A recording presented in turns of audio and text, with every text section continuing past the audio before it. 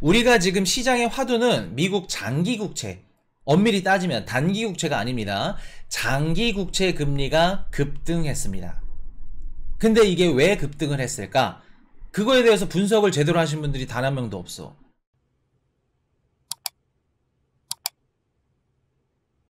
지금 뭐 다른 경제방송, 뭐 코인방송, 주식방송, 아니면 기사, 신문 이런 것들 보면서 지금 국채금리가 막 올라갔어. 급등했어. 국채금리가 급등한 원인에 대해서 어떻게 얘기를 하고 있나요? 다들? 이것 때문에 국채금리가 급등했대. 반드시 이거는 한번 보셨을 겁니다. 코인 이슈도 지겹게 봤어. TEO님, 대부분 신용등급 강등. 또 폭풍소르님, 온통 신용등급. 민주공화 하도 싸워서 신용등급을 강등시켰습니다. 피치사가. 그래서 달러가 강세로 돌고 국채 금리가 급등하고 있습니다. 그렇게 다 분석을 하죠. 잘못된 분석에 대해서 말씀을 드려볼게요. 우리가 지금 시장의 화두는 미국 장기국채, 엄밀히 따지면 단기국채가 아닙니다. 장기국채 금리가 급등했습니다. 근데 이게 왜 급등을 했을까?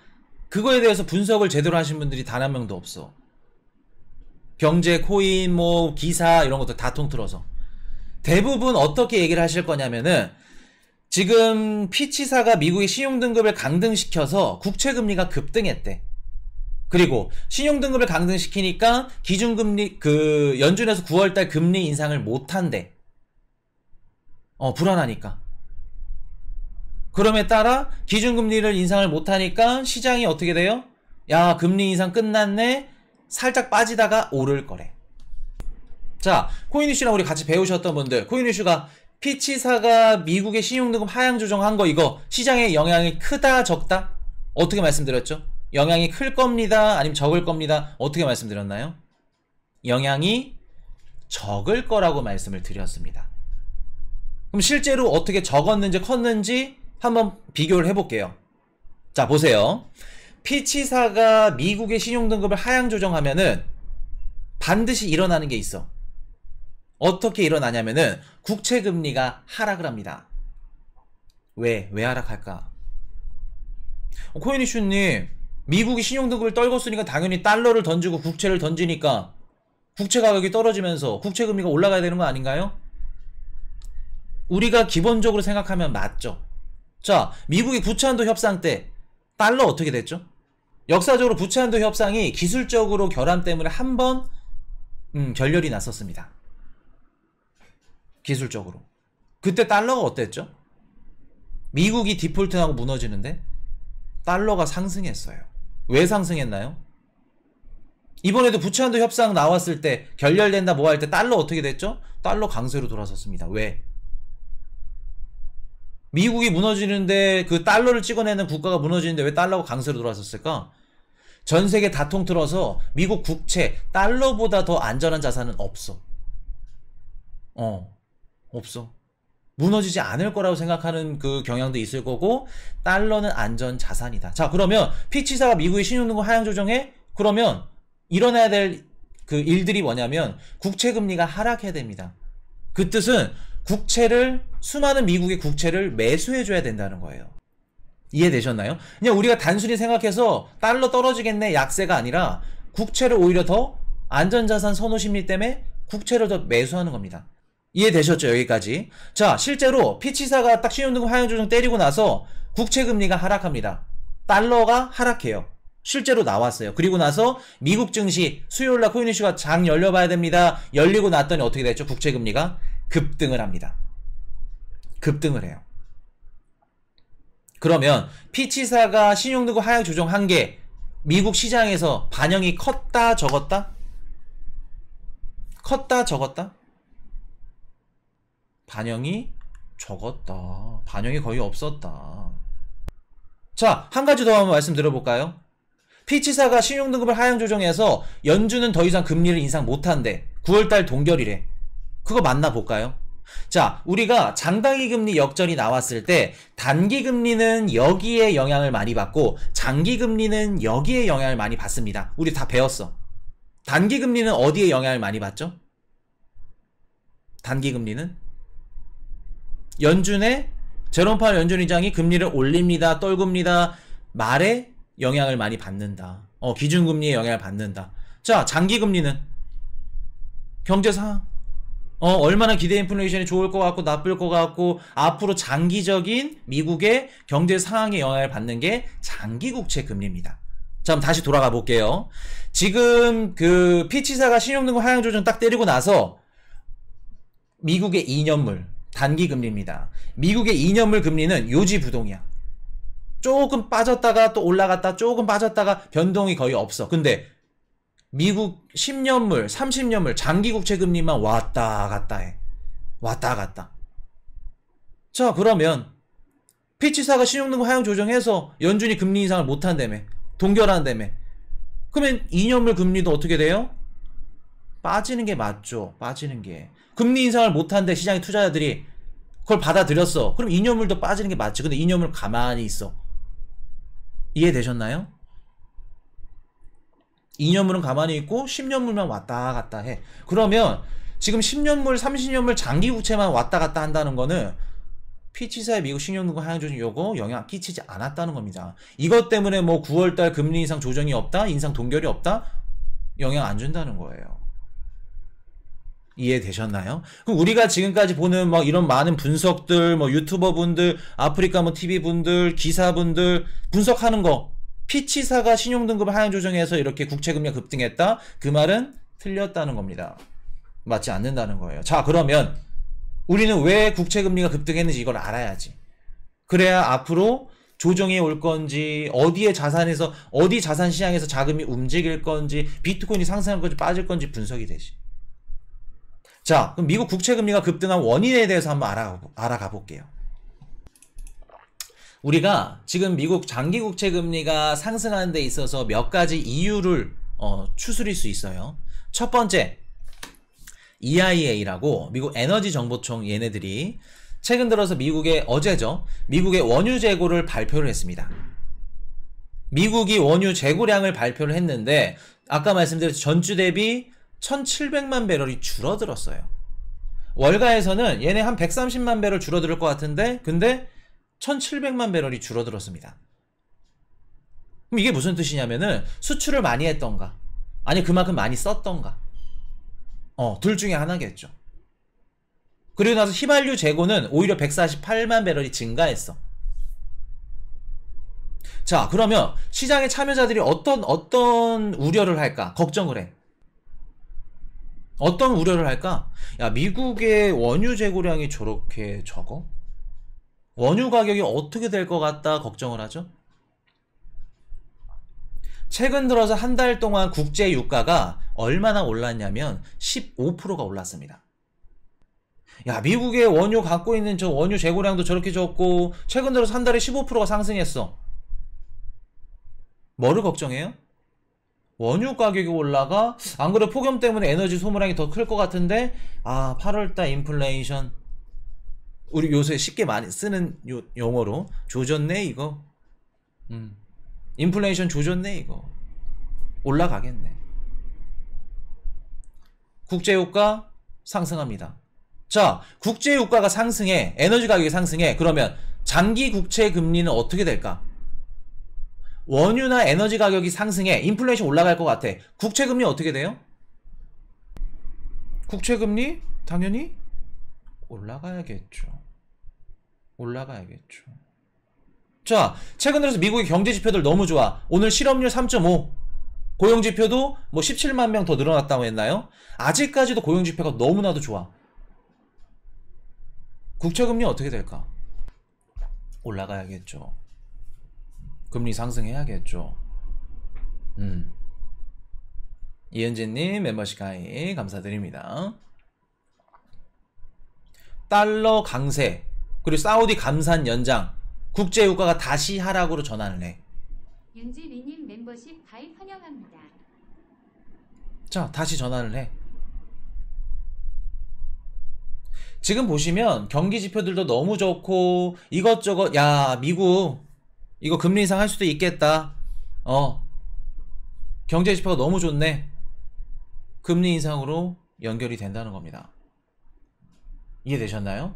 장기 국채 금리 쭉 그러면 지금 미국의 장기 국채 금리를 들어 올려준 거는 미국의 좋은 경제 지표들, 뭐 원유 이런 감산 이런 것들, 가격 올라갈 거, 인플레이션 상승하는 것들, 이런 부분이 있지 않을까? 첫 번째 합리적인 의심. 자, 두 번째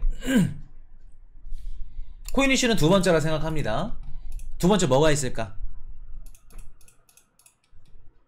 98.5% 두 번째라 생각해요. 이 누님이 나와야지. 자, 이 누님은 뭐를 파는 누님이라고 말씀드렸죠? 미국의 최대 수출품, 미국 국채를 파는 누님입니다. 미국 재무부에서 국채 발행량, 우리 얼마만큼 국채를 발행할 겁니다. 공표를 했는데 3분기에 1조 달러, 4분기에 8,250억 달러, 합쳐서 2조 달러를 찍는다고 합니다. 자, 그럼 보세요. 쉽게 설명을 한번 해드릴게요. 내가 비트코인 투자자야. 비트코인 투자자인데, 예를 든 겁니다. 그 비트코인을 만드는 재단이 올해 3분기, 4분기에 연말에 2조 달러만큼의 비트코인을 찍어낼 겁니다. 시장에 공표를 했어. 내가 비트코인 투자자야. 어떻게 해야 될까? 어떻게 해야 될까? 비트코인 투자자면 시장에 2조 달러치가 나와? 가격 폭락하겠는데? 떨어지겠는데? 내가 지금 산 가격이 최저점이겠는데? 수익 실현해야겠는데? 지금이라 좀 던져야 되고 수익 좀 차익 실현해야겠는데? 거기다가 피치사가 막 우리 미국의 국채 등급까지 떨궈버려. 신용 등급까지. 야, 이거 아닌데? 미국의 장기 국채를 어떻게 해요? 던지는 매물이 많이 나오겠죠. 그러면 매물이 많이 나오니까 장기 국채 가격이 어떻게 돼요? 채권 가격이 떨어집니다. 채권 가격이 떨어진다는 건 장기 국채 금리가 올라간다는 얘기겠죠. 이해되셨나요?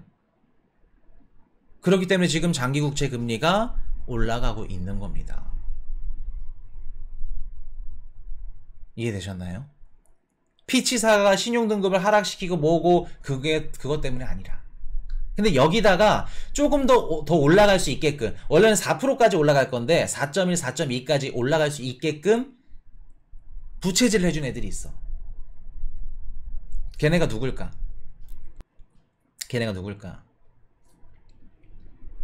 일본, 중국. 자, 일본, 중국 얘기 한번 해드릴게요. 제니 옐런 누님이 비행기를 타고 중국으로 갑니다. 중국으로 가서 어떤 얘기를 하냐면 진핑이 오빠한테 얘기를 해. 우리 3분기에 미국 국채, 단기 국채는 좀 많이 발행을 했고 장기 국채 1조 달러 발행할 거야. 4분기에는 8,250억 달러 발행할 거다. 너네 좀 사줄 수 있지? 너네 보니까 중앙은행이요, 인민은행이 다 금 사고 있더라. 국채 팔고. 자, 중국이 지금 찾을 수 있는 상황인가요? 아닌가요? 중국이 수출이 좋나요, 지금? 부동산 시장은 어떻죠? 지방 부채 어떻죠? 청년들 지금 실업률이 20%가 넘었습니다. 중국은 지금 자기 살기 바빠. 근데 미국은 이런 거 뭐 반도체 기술 해가지고 우리가 좀 봐줄게. 계속 딜을 치는데 중국 지네 살기 바빠. 위안화를 찍어서 국채를 사준대.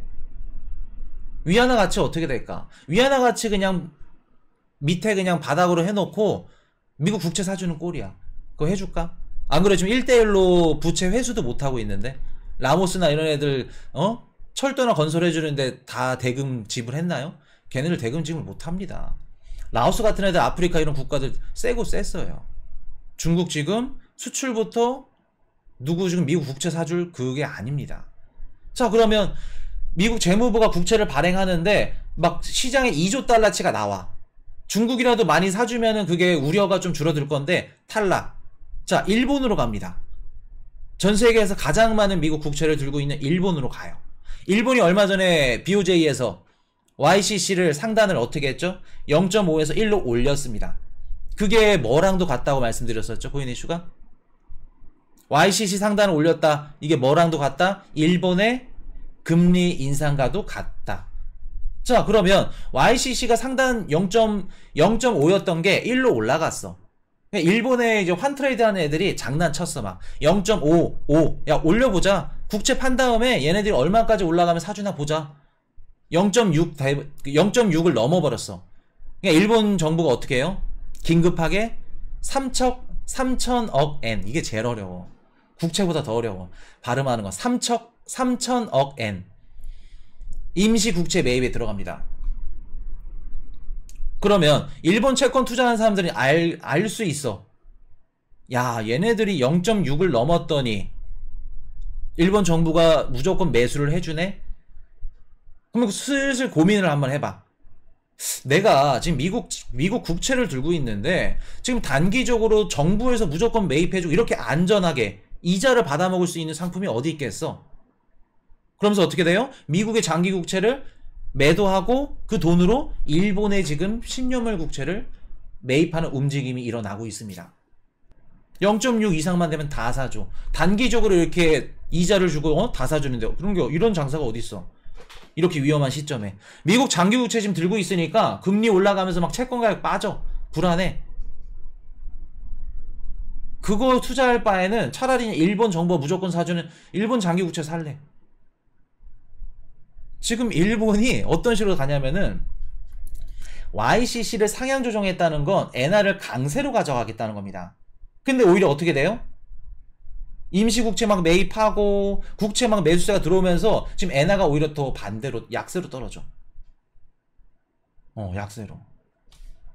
지금 엔화 약세 인베스팅닷컴 들어가셔가지고 엔화 약세 그 환율 추이 보시면 됩니다. 일본이 생각했던 건 반대로 돌아가. 자, 그러면 보세요. 일본의 그 YCC를 상향 조정해서 엔화 약세를 막으려고 상향 조정했는데 물론 강세도 완화하지만 강세는 지금 들어갈 수가 없어. 자, 미국의 국채를 팔고 일본 국채를 사. 그러면 미국 채권, 장기 국채 채권 가격은 떨어지면서 장기 국채 금리가 올라가죠. 이해되셨나요? 여기까지? 자, 그러면 일본은 미국의 장기 국채 금리가 올라가면 안 되는 나라야. 왜 안 된다고 말씀드렸죠? 요거는 멤버십 내용이다. 한번 가볼게요. 미국의 장기 국채 금리가 상승하면 일본은 힘들어. 왜 힘들까? 자, 일본이 전 세계 해외 자산들 투자한 금액이 3조 달러입니다. 근데 1.9조 달러가 미국 국채를 갖고 있어요. 자, 그럼 한번 볼게요. 미국의 장기 국채 금리가 올라간다는 거는 장기 국채 채권 가격이 떨어진다는 얘기입니다. 그럼 쉽게 말해서 일본이 1.9조 달러가 갖고 있는 미국 국채 가격이 떨어진다는 거예요. 이해되셨나요? 미국의 장기 국채 금리가 올라가면 엔화가 빠지는 구조입니다. 지금 엔화가 강세로 돌아서야 되는데 빠지고 있어. 자, 그럼 다시 한번 돌아가 볼게요. 재무부가 수많은 국채를 발행하는데 사줄 주체 1등이 일본이야. 근데 얘가 금리를 인상했네. 오히려 지금 어떻게 돼요? 미국 국채 금리를 막 급등시키고 그렇게 막 일조하고 있어. 미국 국채 금리 급등에 일조하는 게 누구다? 일본이 지금 일조를 하고 있는 겁니다. 던지고 어디로 몰린다? 일본 국채 시장으로 가는 거예요, 지금. 그럼 YCC 상향을 한 게 지금 미국한테 도움이 된다, 안 된다? 안 된다. 오히려 엔화 약세를 지금 부추기고 있다. 이렇기 때문에 코이니시가 뭐라 그랬죠? 일본은 금리 인상 하는데 누구를 잘 보셔야 된다? 미국의 금리 인상 기조를 꼭 보셔야 된다. 금리 인상이 아직 끝나지 않았다? 달러 관세 안 끝났다? 그러면 일본 쉽게 못 올린다. 근데 일본도 어쩔 수 없어. 힘들어. 미국과 공조하는 국가이기도 하지만 지금 지네 나라 엔화 가치가 밑바닥으로 치솟는데 그거 막으려고 YCC 상단 들은 겁니다. 근데 그게 미국의 장기 국채 금리를 지금 견인하고 있죠. 급등을. 이해되셨나요? 그렇기 때문에 지금 미국의 장기 국채 금리가 급등을 하고 있다. 뭐 때문에 급등을 하고 있다? 재무부의 국채 발행량 요거 발표하고 난 이후에 이 수많은 미국의 국채를 누가 사줄 거야 라는 우려 때문에. 근데 거기에 누가 더 펌프질 작용을 했다? 중국과 일본이. 이해되셨나요? 피치가 뭐 신용등급을 하향 조정하고 이것 때문에 뭐가 빠졌고 뭐가 했다? 잘못된 분석입니다. 기준금리 동결을 뭐 9월 달에는 예상을 한다? 피치 때문에? 시장이 열리지도 않았고 미국 시장에서 피치사가 신용등급 하향 조정한 걸 아직 알지도 못하는 단계인데도 잘못된 분석이죠. 껴맞췄다는 겁니다. 아까 말씀드렸던 거, 이념물 국채금리. 그럼 이념물 국채금리가 하락해야 돼. 9월 달에 연준이 금리를 못 올려 시장이 받아들이면 이념물 국채금리가 어떻게 돼요? 쭉 빠집니다. 빠져야지. 근데 이념물 국채금리 요지부동이야. 똑같이 있어. 지금 10년물 30년물만 왔다 갔다 하죠. 이것만 왜 왔다 갔다 할까? 재무부가 얘기를 했거든. 3분기 4분기에는 단기 국채보다도 장기 국채를 많이 발행할 겁니다. 그러면 시장에서 이렇게 받아들이겠죠. 이거 누가 처리할 거야? 누가 소화할 거야? 소화할 사람이 중국과 일본인데 얘네들이 힘들어. 야, 채권 가격 많이 떨어지겠네.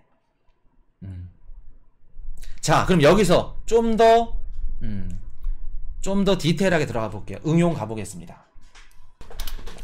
지금 보시면은 코인이슈 방송을 좀 오래 보신 분들은 야, 막 날카롭고 야, 뒤집어진다. 어떻게 저렇게 생각을 했을까? 저런 머리가 저런 생각 어떻게 머리에서 나왔을까 하시는데, 처음 들어오신 분들은 욕 한번 할게. 저 새끼가 뭔 말하는 거야. 그래서 어쩌라고. 국채금리가 올라가는데 뭐 주식이 올라 그래서 떨어져. 코인이 떨어져 올라. 그러고 계실 겁니다. 끝까지 보세요. 끝까지 보세요. 끝까지 보셔야 됩니다. 자, 뭐 사요? 그거 나와야지. 자, 보세요. 우리 얼마 전까지만 하더라도 장단기 금리가 역전이 나왔었어.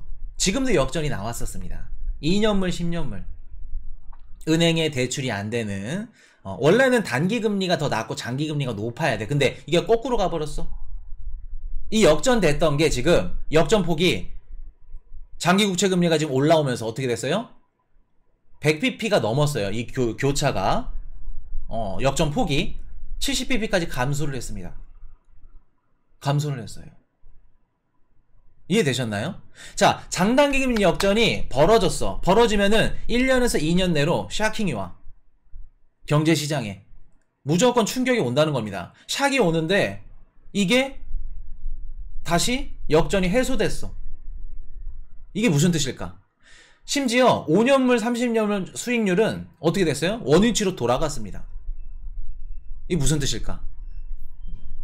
코인이슈님, 역전이 되면은 샥이 온다면서요. 이게 완화됐으면 샥이 안 온다는 거네요. 아니죠. 역사적으로 경기 침체가 언제 일어났냐면 역전이 됐습니다. 근데 이 역전이 다시 역전될 때, 그 시점에 경기 침체가 항상 회복될 때 발생이 했어요. 이해되시나요? 어렵죠? 그래서 꼭 계속 보셔야 돼. 항상 장단기 금리 역전이 회복될 때, 다시 원위치로 돌아갈 때, 그때 경기 침체가 왔다. 역사적으로. 그거 보시면 됩니다. 그래서 우리 코인이슈 방송을 보면서 시나리오를 그리고 지금 열심히 달려오신 분들 차근차근 오고 있죠. 자, 코인이슈가 이렇게 배우고 하면은 워렌 버핏이 왜 이런 얘기를 하는지 알아. 자, 워렌 버핏 미국 신용등급 하향에도 걱정 안 해. 국채 계속 산대. 이게 무슨 뜻일까? 재무부가 국채 이제 발행해 줄 건데 너네 걱정 마. 겁먹을 필요 없어. 국채 금리 막 던지고 있는데 너네 지금 어차피 우리 살 거야. 걱정할 필요 없어. 이 얘기 해주는 겁니다. 제니 앨런 누님, 피치 욕해. 야, 우리 지금 국채 팔아야 되는데 너네 초칠 거야? 국채 우리 가치가 이렇게 안 좋은 거 등급을 떨어뜨려 버려? 초칠 거니 너네? 승질 내는 거야. 다 각자 하고 싶은 얘기가 있는 겁니다. 자, 이렇게 퍼즐을 맞추시면 된다는 거. Hey, I got a confession. Been losing all momentum. Just because it's easy, well, that don't make it better.